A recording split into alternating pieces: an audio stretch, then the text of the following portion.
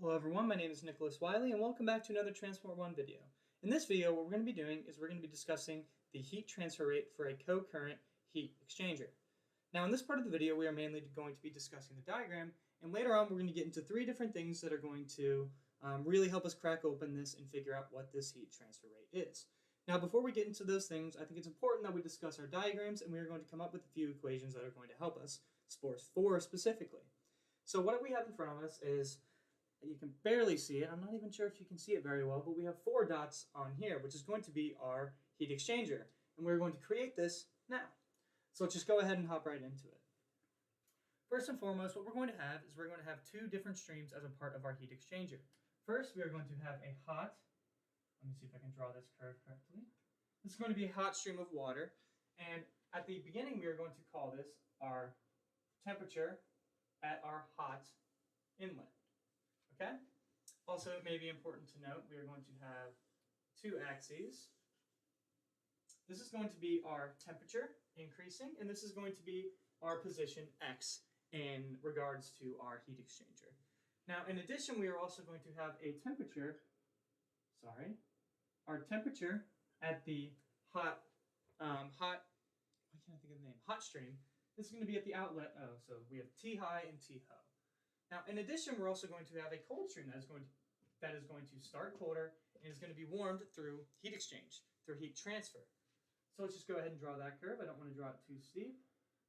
That looks not very symmetrical, but it's okay. So what we're going to have down here is a T high or psi, we'll call it high, which is going to be the temperature of our cold water inlet for that stream. And then in addition, we're also going to have a T co. It's going to be the temperature of our cold water outlet as a part of our stream. So as you can see here, we are going to have a couple different differences. We're going to have a couple differences in temperature. Well, actually, there's an unlimited amount depending on how big of a chunk you take in between the 2 points on our co-current heat exchanger. But let's just go ahead. I'm actually going to label this in red. What we're going to call this right here delta T1. So it's going to be the change, the difference in our temperature from the inlet of our hot water and the inlet of our cold water. Then look at how big this delta T is. So at the end, you could have guessed it, we're going to have a delta T2. Delta TO, if you'd like to call it, we're just going to say delta T2 for now. So that's going to be the temperature difference between the outlet for our hot water and the outlet for our cold water. Now, in addition to this, we also need to note that there is also going to be some temperature differences along the curve, which we are going to call dt. So let's just go ahead and mark a little area. We can just call it this. So this little area we can call a dt. Oh, that's a J. My bad. This is going to be a little chunk of our graph. If you think about when you take an integral, you are going to be taking a small chunk and then you're going to be integrating across it, finding the area underneath the curve at very small intervals just stretched across at every single point along your curve. So this little area here we're going to call dt. It's going to be our small chunk that we're going to call our differential change in temperature at a given point, or a chunk of an area as well, with given position. Now, as you can notice, we have a couple things going on here. Our temperature is going to be decreasing the entire time. So this little piece is going to be dTh, and that's going to be decreasing over time as it is decreasing, which is, I'll explain why this is an important thing to note in a minute. Also messed up my line a little bit. In addition, we're also going to have an increase for dTc, our tiny little chunk of our a tiny little change for our temperature of our cold water stream. So this is important because we're going to get into some equations and we're going to have to order things correctly. Now what we can go ahead and do, I believe that we have everything that we need thus far. Just making sure we have our axes, we have our inlets and outlets, we have our labeled in the red, we have everything we need there for visuals. I think we can go ahead and get into the first two equations that we are going to be needing. First and foremost, we're going to have our Q, which is basically the whole name of this video. It's going to be our heat transfer. So let's go ahead and do this. Q is going to be equal to what? Well, this is going to be equal to our heat capacity multiplied by our delta T, our change in temperature.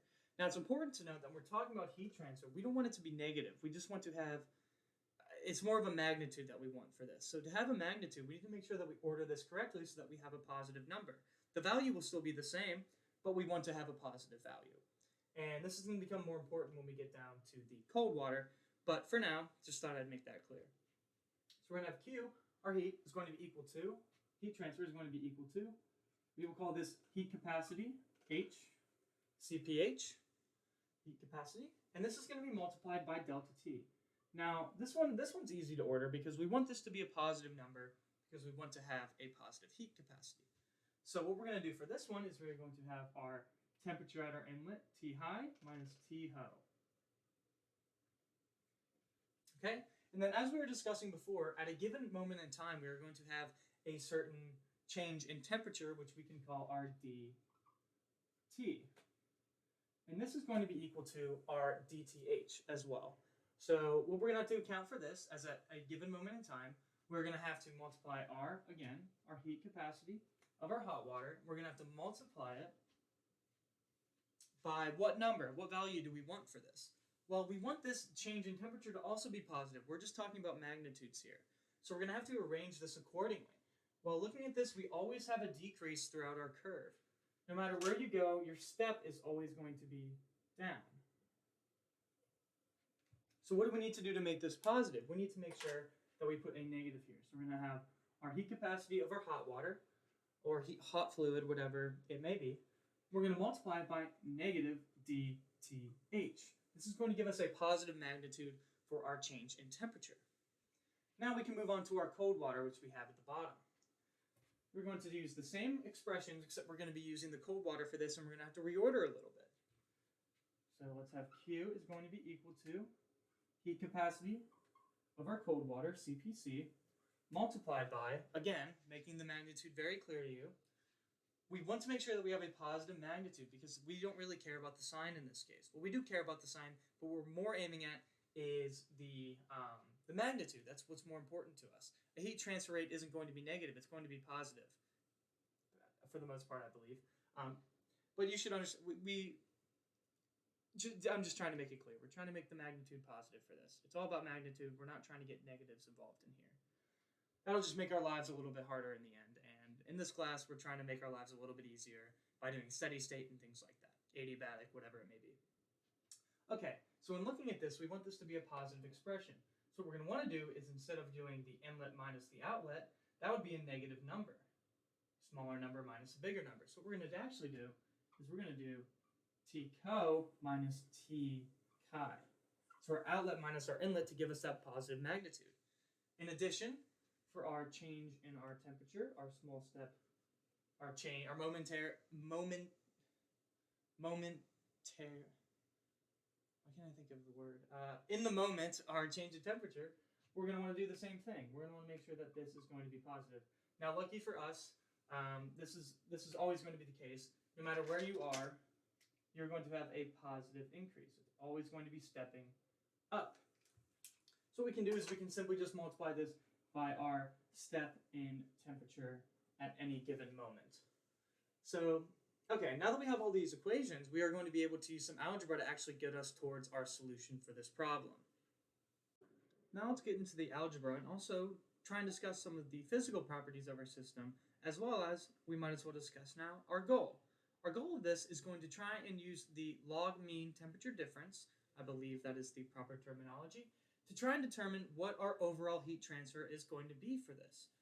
Now, to start this off, we're actually going to start with talking about differences. Well, not differences. We're going to be talking about our derivatives. And then what we're going to do is we're going to hopefully integrate so that we can get into the magnitude of our heat that is going to be transferred or exchanged. So I've gone ahead and I've made this a little bit smaller for us so we can have room to work our problem, all of the math that is going to be involved. So let's go ahead and get right into this. So let's just go ahead and talk about what the change in temperature is, our delta T. Delta T is going to be equal to the temperature of our hot stream minus the temperature of our cold stream. Before we were talking about the heat that is going to be transferred, also the differential change in heat. I did have DT before in the first part, and that was just my mistake. I knew something sounded wrong when I was explaining it, But as you can see, we have two DQs over here to clarify. Now let's go ahead and talk about what these mean. Well, if you look, what we can do is we can actually try and talk about this derivative these differential changes, as I was trying to discuss earlier. So what we want to do here is we're going to want to take the derivative of this so that we're going to be able to substitute these second equations in, our dq equations. So let's go ahead and do that. So the derivative of delta t is going to be equal to derivative of th, our temperature of our hot stream, minus the differential change, the derivative of our cold stream.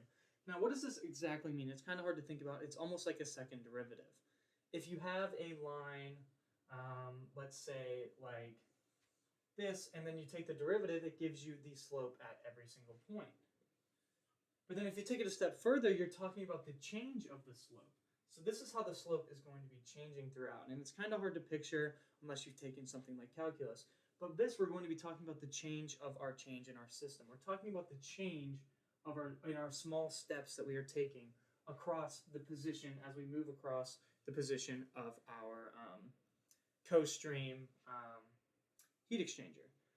It's a little bit hard to describe, but yes, so the differential change in our difference in temperature is the best way to describe it. I know that's kind of hard to think about, but the whole reason that we're going to be doing this is so that we can try and take an integral of this, and then we're going to be able to get rid of these dt's, these tiny chunks, these tiny steps in the middle, and we're going to be able to look at it as a whole, this whole system, this whole physical system, from the left to the right, from delta T1 to delta T2. That is our goal in this process, so that we can actually find out what the heat that is transferred is. So let's go ahead and talk about this a little bit more. So now that we've gotten to here, what can we do with this? Well, we can go ahead and substitute as we see on the right side. So let's go ahead and do this. So we're going to have d, I might need to start writing a little bit smaller. Maybe I'll erase as we go. D delta t is going to be equal to dth, let's do some substitution. So that's going to be negative, divide by this, yes, negative dq over, negative dq over, wait, that's not right. It's going to be equal to, yes, negative dq over cbh. And then we are going to also subtract dq, our differential change in heat, over our, CPC. Little typo here. Make that a C for us. So it's not very confusing for us. So now that we're here, you may think, let's just go ahead and plug these values in right here. But there's something that we need to talk about that is very imperative for us. We are not just going to be doing this algebraically. We are engineers. We are looking at an actual system. We need to take into account some physical aspects of our heat exchanger. So what is the first thing that we can discuss? The first thing that we're going to discuss is the area of our system. Within our system, there are many things going on. Well, we'll get to that in a second. We'll get to the conduction, convection, and all those other things. There's going to be things spinning, things moving around at all times. We need to take into account the area within, everything that is happening within our system. This is going to be accounted for by our area. And that's pretty much, we're going to look at a differential change in area, so across this whole thing, our goal is to be able to look from left to right at the total area. Getting a little bit ahead of ourselves again, let's go ahead and talk about the second thing. The second thing we're going to be looking at is the overall heat transfer coefficient, which we are going to call U. What this is going to take into account is, as I've just said, conduction, convection, and all of the other things that are going on within our system, all of the specific heat transfer, the different coefficients, whatever is happening in there, how the heat is transferred between the two streams, and just a lot of things that we don't want to worry about in this. So we're going to slap a coefficient U, and this is going to be our overall heat transfer coefficient. Now, in talking about this, we're going to be using a little equation using our area and the U, our overall heat transfer coefficient, or combined heat transfer coefficient. So let's go ahead and write out something for that. So we're going to use dQ, our differential change in our heat, is going to be dependent upon, first and foremost, as I've just stated, our overall heat transfer coefficient. Now, how is heat going to be transferred? heat is only transferred if you have a disparity in temperature. If two things that are the same temperature, there's no heat transfer. So what you need is a delta T. You need a difference in temperature to have a differential heat. To have heat, okay, never mind. To have heat transfer, you must have heat difference. That's why we have the delta T in there. Now, in addition, since we are talking about a differential change, we also need to have our area involved. Since we're talking about the physical aspects of this, we are going to need a differential change in our area. Since this is our, this is also labeled wrong. This is our dq. This is dTc. Okay, so these were right. It was just the middle. So this is our differential change in our heat. Is that little step that we're looking at right there. So either way, since we're looking at a differential, all these differential steps, all these tiny steps within our system, we need to look at tiny steps in the area along with that. Everything that we're doing is we're looking in small steps right now. We are not looking at the total picture. We are going to get to the total picture, but first we need to discuss those small steps. So let's go ahead and we can use that and to our advantage to kind of substitute into this. Now I am going to keep that there just for a second. So actually I will just, okay. Here, what we'll do is we're going to put a 1 for both of these. 1.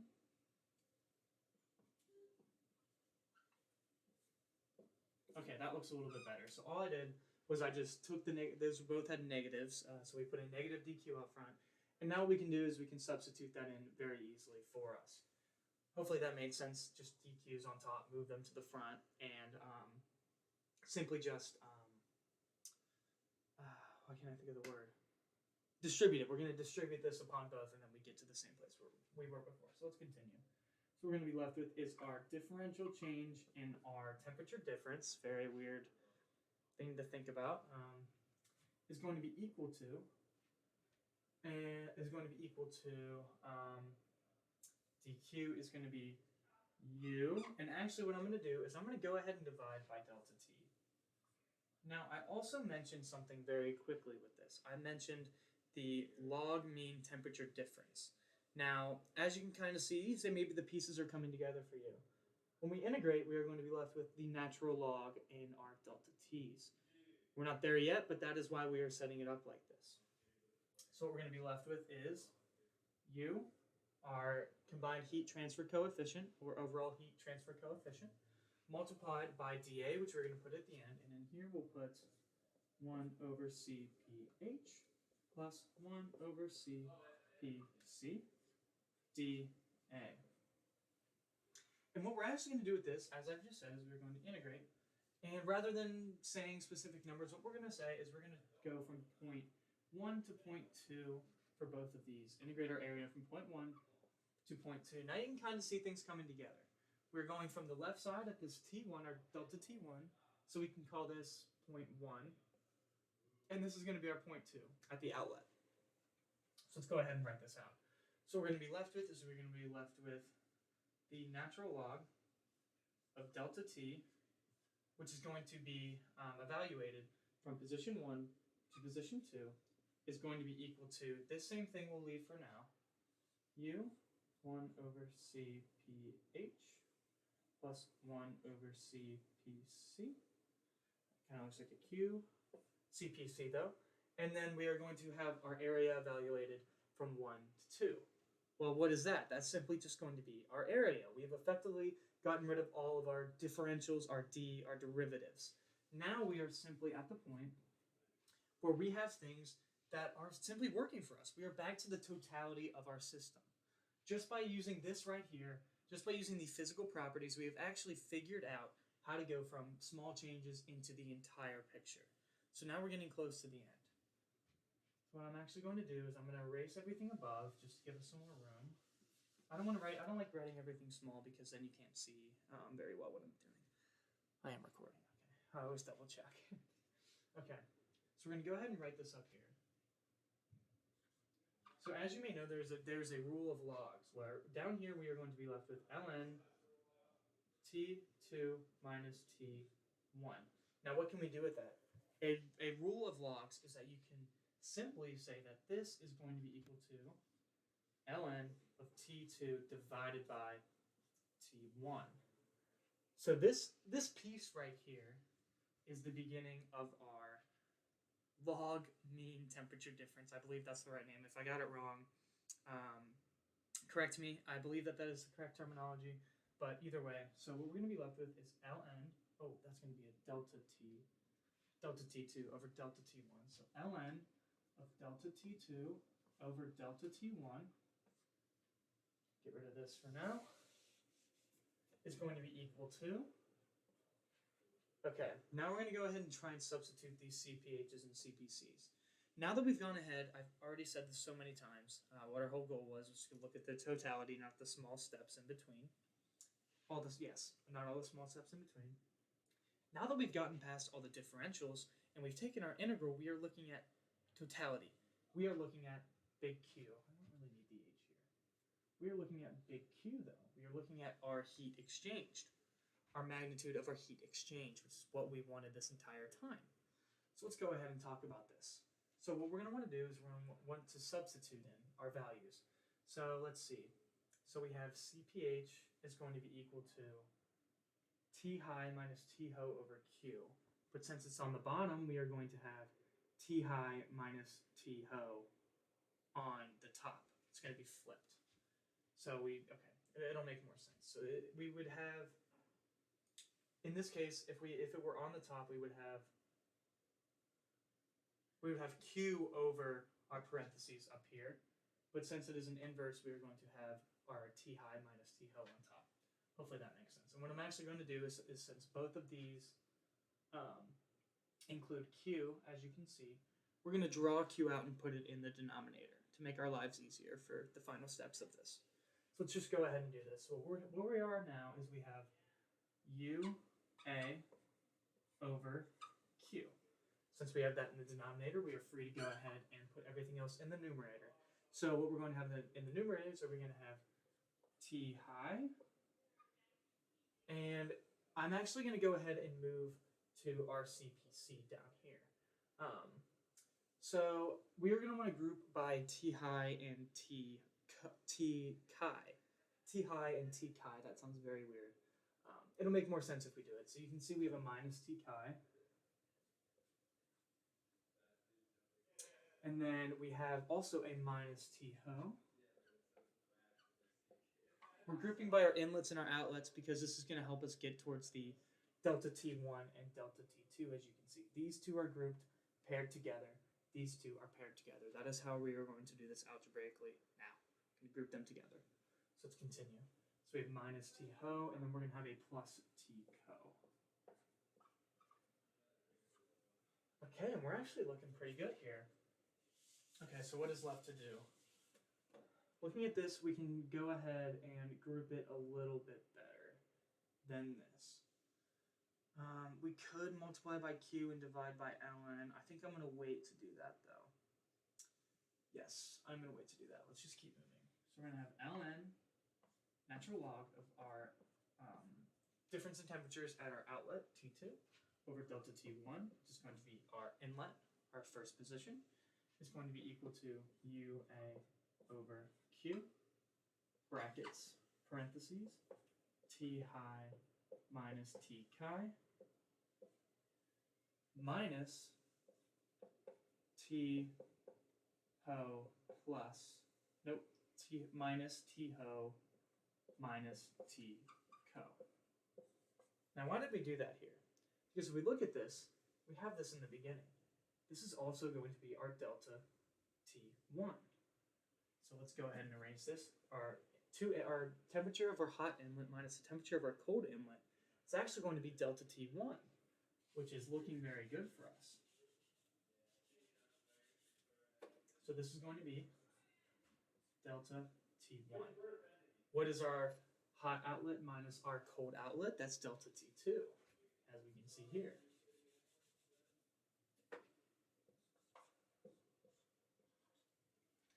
And now we're getting into the final steps. So now what we're going to go ahead and do is we are going to divide. I believe that that's right. Yes. We're going to divide by. Oh, am I missing a negative? No, am I? Oh, darn. I may be missing a negative here. Because I know what the answer's... shit. Shoot. I'm going to go ahead and continue with this. If it is delta T2 minus delta T1, correct me. I'm really sorry about that. But I believe that we should be correct as of now. So we're going to go ahead and continue. So we're going to divide by the natural log of delta T2 over delta T1. We're going to go ahead and put a 1 here just for our sake. And we are going to multiply by Q. And we're going to put UA out in front.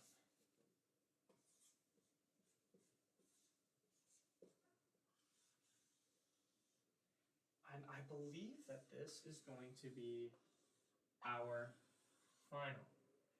final expression for the heat exchange in our heat exchanger, our co-current heat exchanger. Now that we have this, let's kind of talk about what this means. Well, what does this mean for us? This means that the total heat that's going to be exchanged in our system is equal to our heat transfer coefficient multiplied by our area, and then that is going to be multiplied by our difference in temperature at our inlet minus the difference of our temperature at our outlet. And then this right here is what brings it all together. This is going to be our log mean temperature difference. And I believe that you could write this, I think you could write it as like this as well. I may be incorrect.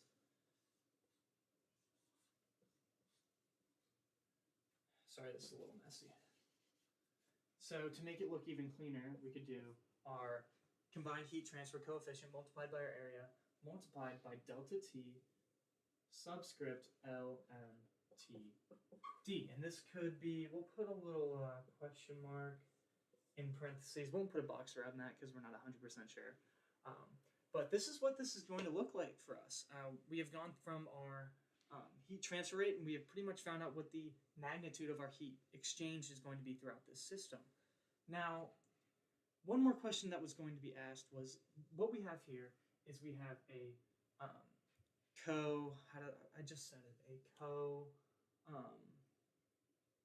I may even just look at, the assignment, but I believe that it is some sort of co-stream, yes, co-stream. Okay, and then in addition, we can also have, not anti, but I believe that it is, so we have co-stream. What's the opposite of co-stream? It's not anti, it's no. I'm not sure, but imagine that it's going the opposite way. So before we had this when we were discussing. What if so we keep the temperature inlet of the hot water and the outlet the same for the hot water. So we have our T high and our T low, but what if we flipped this and made it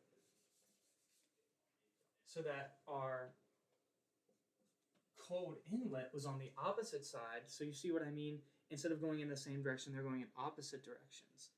I don't know the exact word. So kind of think about it like this in a way. So we pretty much flipped our inlets and obviously flipped. Now the only difference between these two is that you're going to have a bigger difference.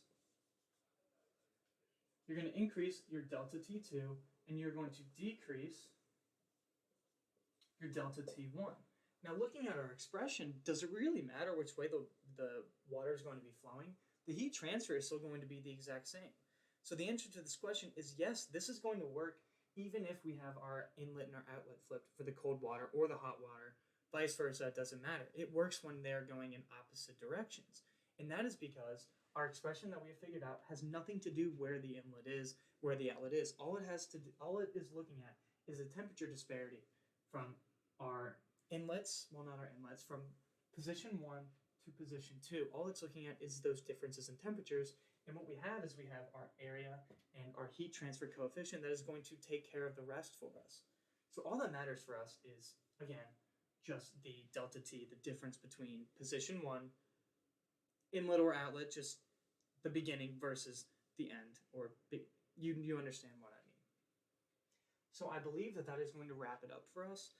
Thank you very much for watching. I appreciate it. If I missed anything, please let me know. I'll be glad to answer any questions as well, and have a good night. Thank you.